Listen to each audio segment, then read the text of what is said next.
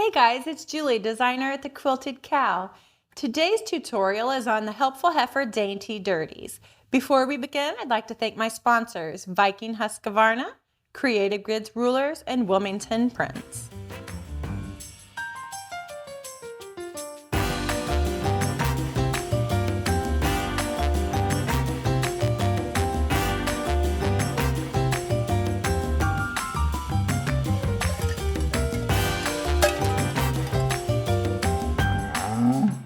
This helpful heifer Dainty Dirties is one of my favorite projects for all my laundry needs. So it has this amazing fabric at the top that folds over like a paper towel holder.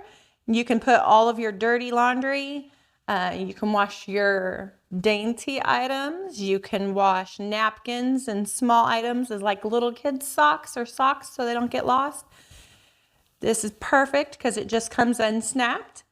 And then you throw this mesh bag right into your laundry. And whenever it's finished and all cleaned, you just snap it back together and hang it back up. So once you have all your fabric cut out, you want to fuse your interfacing to the wrong side of your fabric. Once you have your interfacing fused to the back of your fabric, you're going to do a 1/4 inch seam all the way around. You're going to leave an opening on the end for turning. I always leave it on the short end because it's going to make a lot more sense in a few minutes with the way it's assembled. Turn your project right side out, and we need to press this and set it aside. To form the mesh bag, we need to start by doing our zippers. If you haven't done zippers before, it's a super simple kit to start on. You want to take your small piece of mesh, and it's going to be on the top of it. So you want to put it right sides together or over your zipper. We're going to step to the machine and stitch this in place. So this is a perfect time to use your zipper foot on your machine. The Viking Husqvarna has an amazing one. It's included with most of its sewing machines.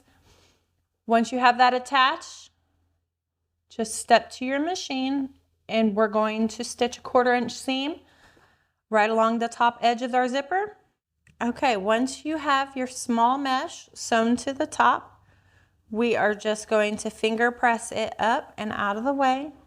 Run a top stitch right along this edge just to hold it up and keep it out of your zipper when you're trying to use your mesh bag. The next step is to take your second to largest piece of mesh, and we're going to line it up right here on the bottom so that whenever it's right sides together, it's laying on top of your zipper and on top of your smaller piece that you just sewed in.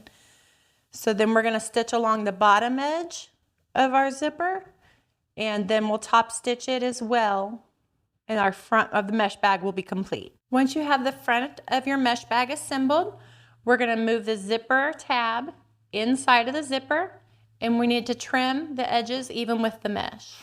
The next step is to put our zipper tabs on. Whenever you make your zipper tabs, you just fold a 1/4 inch over to the wrong side, press it, fold it again to hide your raw edges, and then we're going to run an 1/8 inch seam all around the edge. Once your zipper tabs are sewn, we're going to fold them in half over the ends of our zippers.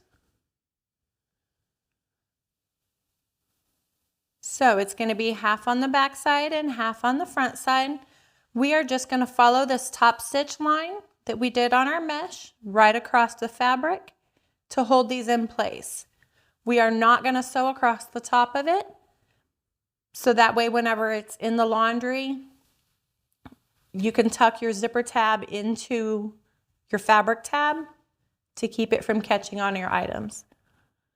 So step to your machine and sew right along the edge, following your top stitch lines. You need to repeat this for the other side of your mesh bag. So once you have both of your fabric tabs assembled and in place, we are going to lay our backing to our mesh on top of the right side. Depending on the size of your zipper, you may need to trim this piece. We did this kit for many different sizes. So you may need to trim your mesh to make this front and the back even. So line them up. I'm going to use my Creative Grids ruler to trim right on the edge of the bottom, just making sure that they match up.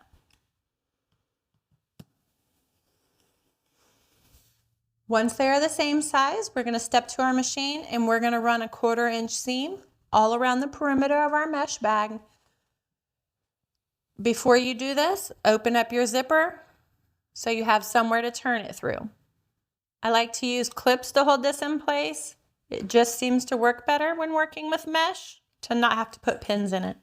Okay, once you have your 1/4 inch seam, we're going to turn it so it's right side out. And I always just use my fingers to poke out the mesh corners because it is a little more on the delicate side until you get it locked in.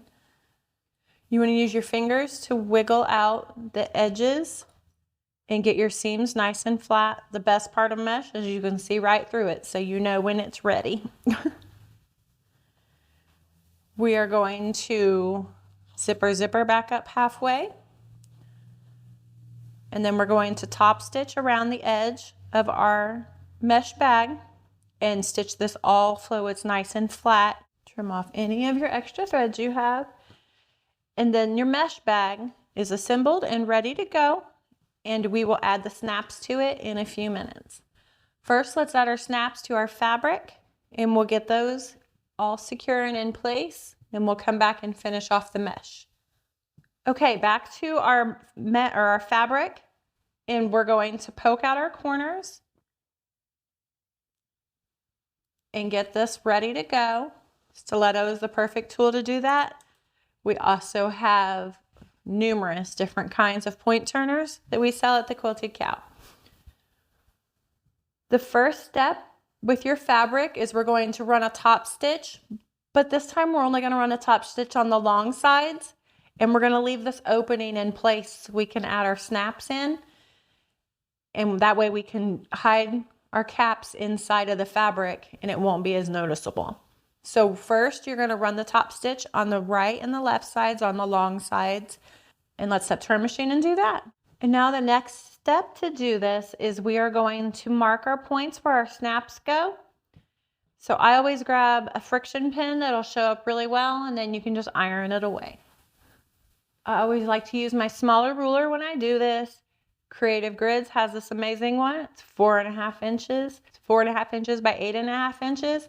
It is the best ruler just to have. I always keep one next to my sewing machine for all my little uses like this. So first thing we're going to do is measure in 1 inch from the sides. And we're going to go 1.5 inches from the top and bottom, and we're going to make a mark. We're going to do that on all 4 corners, and those are going to be our snaps to hold our fabric in place. Okay, now once we have those 4 done in place, we are going to attach our sockets and our studs. So we're going to put our sockets on the side closest to you, and we're going to apply our studs towards the top. And that way when it folds in half, the pieces will snap together. Everyone has their favorite way to attach these. I personally always just use a seam ripper.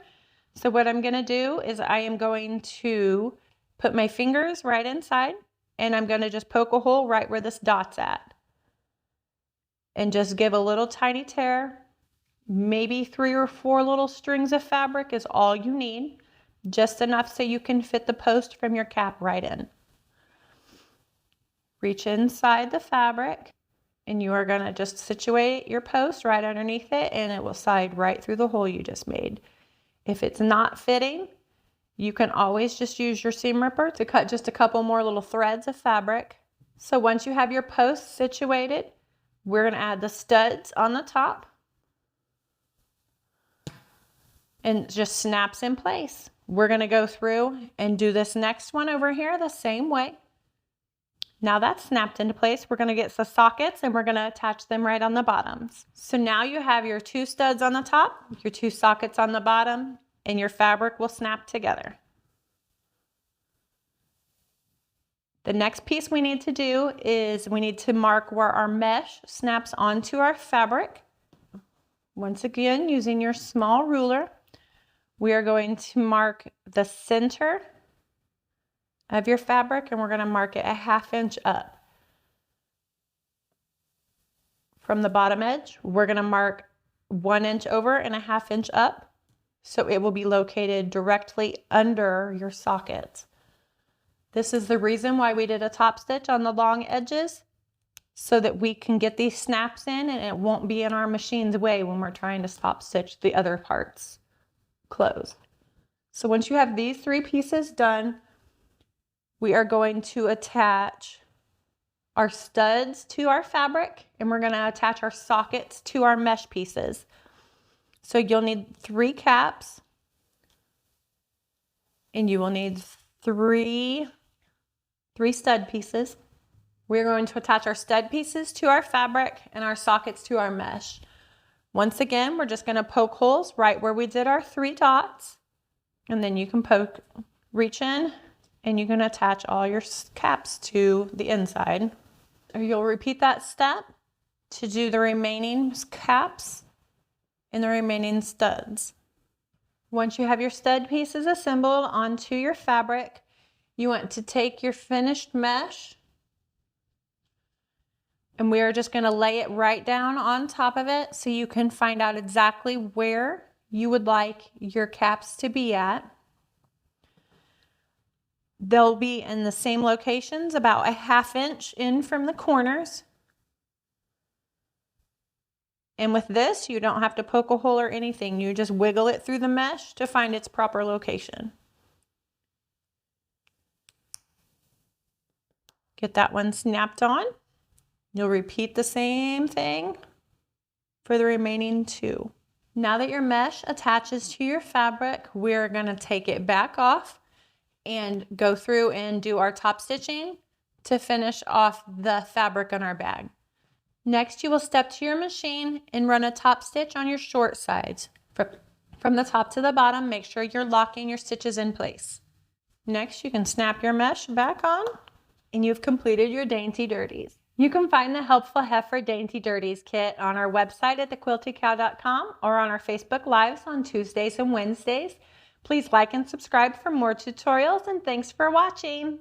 Okay, you wicked cool quilters, good job. You made it to the end. We would like to thank our sponsors, Husqvarna Viking Sewing Machines, Creative Grids, rulers, rotary cutters, and mats, and Wilmington Prints for the beautiful fabrics. Thanks for watching.